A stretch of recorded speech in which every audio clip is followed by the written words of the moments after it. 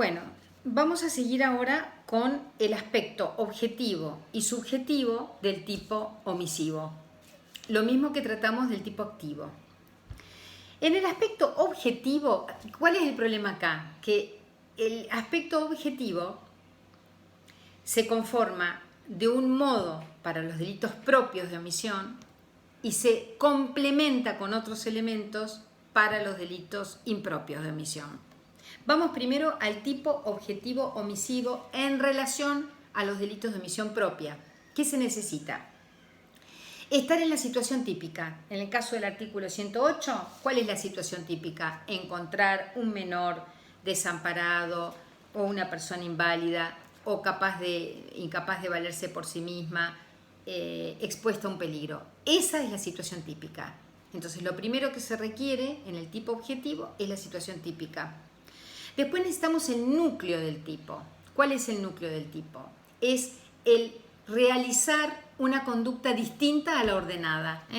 Encuentro una persona incapaz de valerse por sí misma o un menor desamparado y sigo caminando y nada me importa. El tercer elemento es la posibilidad efectiva de realizar la conducta ordenada por la norma. Es efectiva posibilidad de realizar la conducta ordenada. ¿Por qué?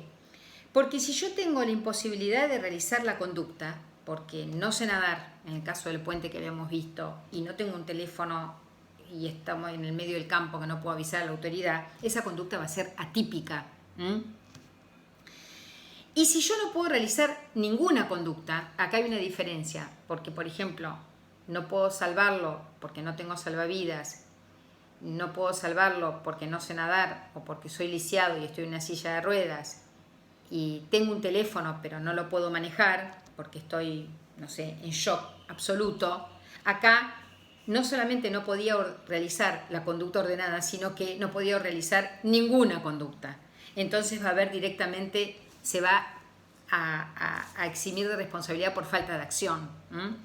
Pero en el caso de que haya una imposibilidad de realizar la conducta va a ser atípica. Entonces hasta ahora tenemos situación típica, el núcleo del tipo, que es realizar una conducta distinta a la ordenada, y la efectiva posibilidad de realizar la conducta ordenada. Estos tres aspectos conforman el tipo objetivo de la omisión propia. ¿Qué se le suma a esto en la omisión impropia? Bien, se le suma determinar la calidad de autor, que es a través de la posición de garante, y se le suma el resultado.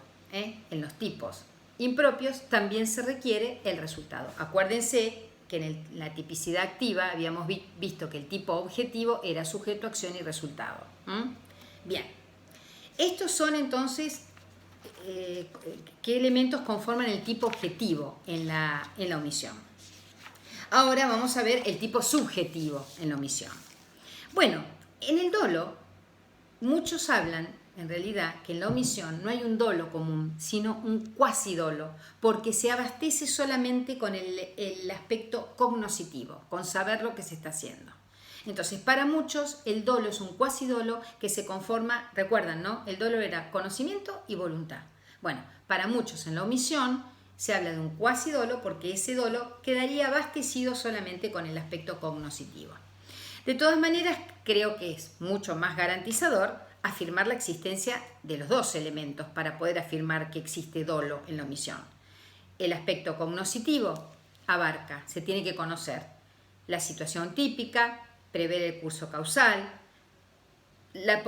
representarse la posibilidad de hacer lo que la norma manda, en los impropios conocer la posición de garante, es decir, saber que soy la persona que debo responder por esa otra, y en definitiva querer ese resultado, ¿no es cierto? Para el caso del aspecto volitivo o de la voluntad.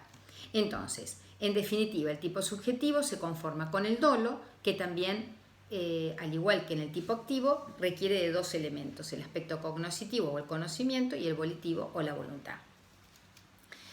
¿Qué pasa con la tentativa? ¿Es probable la tentativa? Que también la van a estudiar ustedes más adelante, entonces le van a dar sentido a lo que yo ahora diga cuando veamos tentativa. ¿Es probable? Sí, es probable la tentativa, que haya tentativa en los tipos omisivos. ¿Cuándo comienza? Con el primer actuar distinto del debido. Un guardabarrera, por ejemplo, que está en su función, ve que hay un ebrio tirado en las vías y que se acerca el tren. Él pasa a ser evidentemente garante de la vida de esa persona, porque es quien está a cargo de esa fuente de peligro, que es cuando pasa el tren por un paso a nivel, por un lugar que pueden transitar terceros. Entonces, ¿cuándo va a haber tentativa? Con el primer actuar distinto al debido. Entonces, por ejemplo, cuando se aproxime el horario del tren y el guardabarrera, en lugar de tomar las medidas necesarias o de dar la señalización para que el tren se detenga, no lo hace.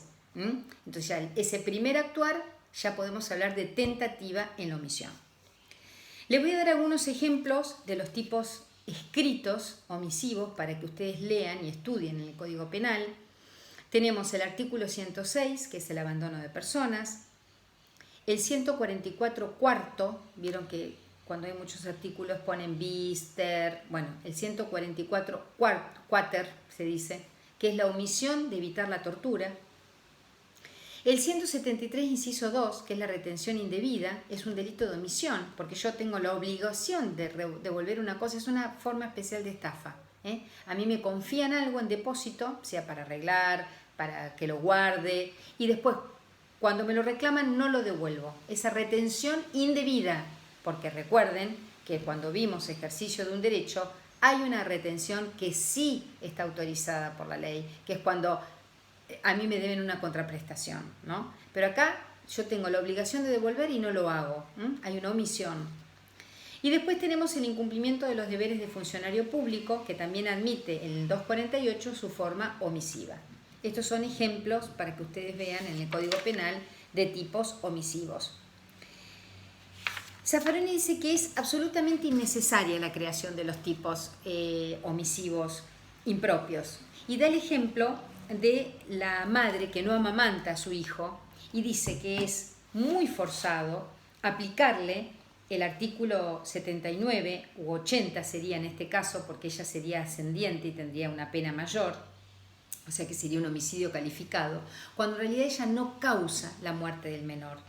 Entonces él dice que, por ejemplo, en este caso del homicidio, se debería recurrir al artículo 106, que es el abandono de persona, que a su vez aumenta, porque en definitiva está abandonando al menor, aumenta el máximo y el mínimo de las penas en el artículo 107, cuando dice que el máximo y el mínimo de las penas establecidas en el artículo precedente serán aumentados en 1/3 cuando el delito fuera cometido por los padres contra sus hijos y por estos contra aquellos o por el cónyuge. Entonces, el abandono de personas cometido por los padres respecto de sus hijos, o a la inversa, es más grave que cualquier abandono de persona.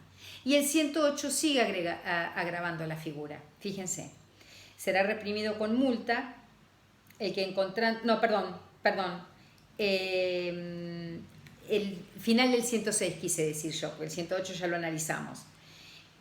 El artículo 106 de abandono de personas dice en su parte final: si ocurriere la muerte, la pena será de 5 a 15 años de prisión o reclusión, en el caso de que se abandonase a una persona y ocurra la muerte.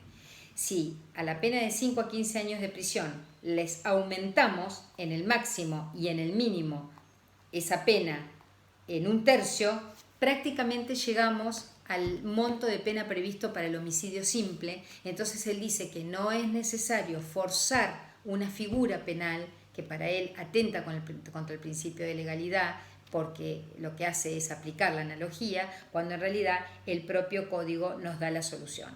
Y por otro lado, también nos dice, y muchos autores coinciden con eso, que Riggi y Fernández también lo dicen, que es necesario una reformulación del Código Penal, una reforma del Código Penal en el que se incluyan estos tipos omisivos para resguardar su aspecto constitucional. Bueno, creo que no me olvido de nada, espero que les sea útil esta clase.